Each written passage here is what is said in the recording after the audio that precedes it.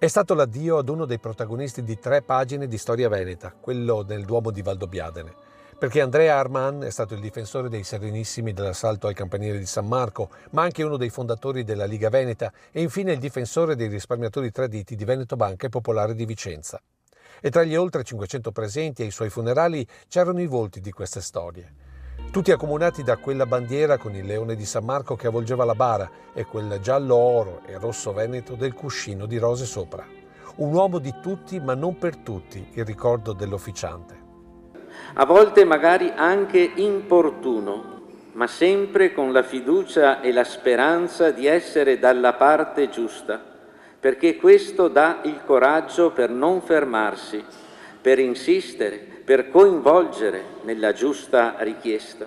Quella richiesta di giustizia per il risparmio tradito dalle banche venete è rappresentato dalle rose deposte dal rumeno che Arman aveva difeso quando si era allagato davanti alla sede di Veneto Banca a Montebelluna e poi richiamato dalle parole dei tanti risparmiatori difesi dal coordinamento Don Torta. Caro avvocato Andrea, ci hai donato con straordinaria forza il coraggio di affrontare le avversità, la determinazione a non arrenderci, la fiducia che un giorno avremmo raggiunto la meta. Ora lascio un vuoto immenso, ma i ricordi e il tuo esempio continueranno a vivere in ognuno di noi. Perché è giusto che la giustizia venga difesa.